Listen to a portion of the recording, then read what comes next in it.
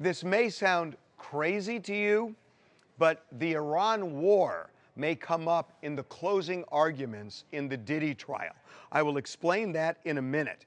But let me just tell you today, in terms of winners and losers, if you believe the defense, they're the winner today.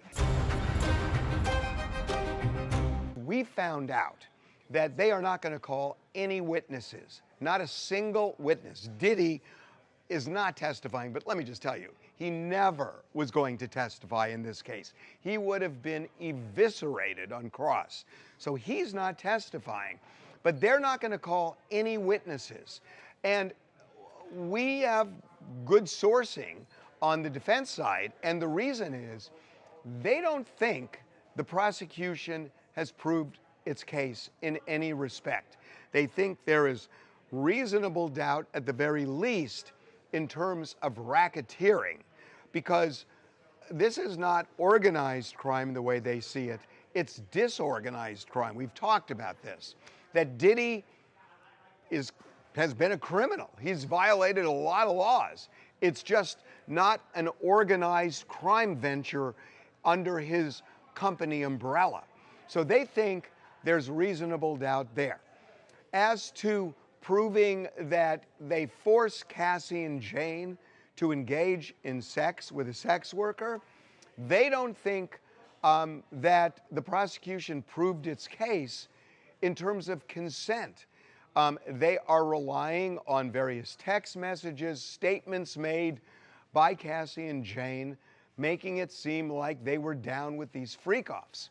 And the other thing that they are banking on is that the jury is not going to buy allegations that Diddy violated the Mann Act. The Mann Act is simply bringing a sex worker across state lines for commercial purposes for the purpose of prostitution.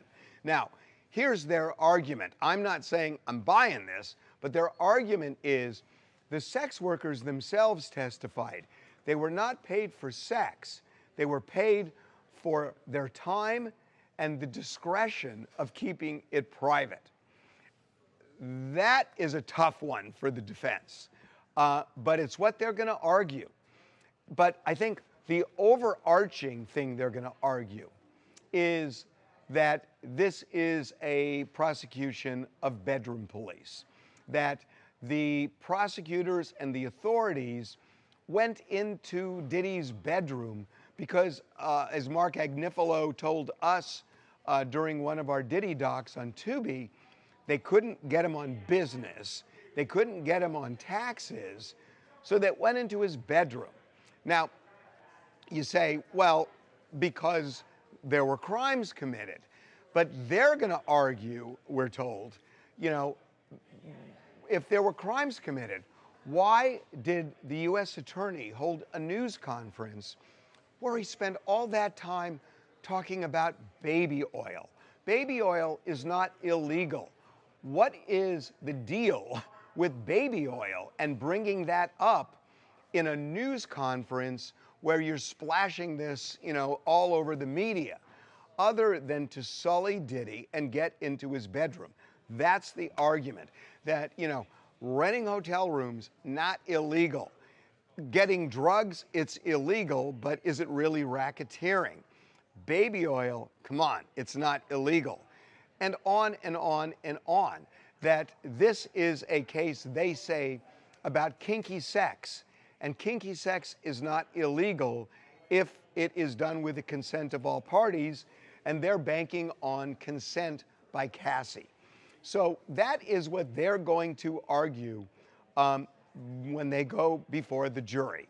They are going to argue that this was all consensual, all bedroom police, and all prosecutors stepping over that line of propriety. Now, what about Iran? How on earth would they bring Iran up in this case? So what we are told is that the defense is now noodling on this argument, that they would say, look at this last witness who's testifying, the guy from Homeland Security, talking about how 70 agents from Homeland Security descended onto Diddy's Miami property, his LA property, and seized videotapes of freak-offs and 1,000 bottles of baby oil and on and on. And what the defense is going to argue is that we are now at a point where we're on the precipice of war with Iran. And one of the elements of that is sleeper cells in the United States. And there is a real worry that there may be people who are in this country who will commit terrorist acts and maybe kill lots of innocent Americans. That is the job, they say, of Homeland Security. Yet Homeland Security spent an enormous amount of money, spent time, used resources to go after Diddy over freak-offs and baby oil and whatnot. Again, not my argument. I'm just telling you this is what they're saying that they are going to try and sell to the jury. I usually don't ask this, but in this one I'm going to. I would love for you to sound off on the comment section that if you were a juror, what would you say to that argument? What would you say to the argument of this is bedroom police? What would you say to the argument that Homeland Security should not be looking at Diddy, they should be looking for terrorists? What would you say to the general argument of bedroom police and baby oil and all those things? I am fascinated by this, and I would love to know how this would fly before a jury. I don't know. And what would you say about racketeering?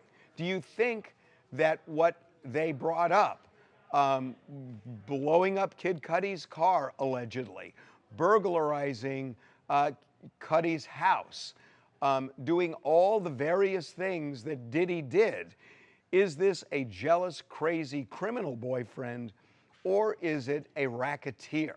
What do you think?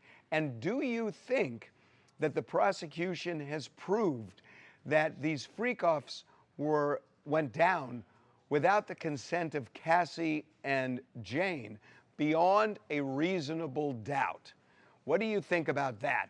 And then finally, what do you think about this argument that the sex workers were paid not for sex, but for time and discretion? I'm asking a lot, but there's a lot to absorb here, and I would love to see in the comments, and we'll talk about those comments tomorrow. But right now, closing arguments are set for Thursday. The jury could get the case on Friday. I don't think they're going to come to a resolution on Friday. I just think there's going to be a division on this jury, but juries do tend to come in on the day before a weekend just because they don't want to come back. So we will see. But again, I would love for you to jump in the comments and give your opinion.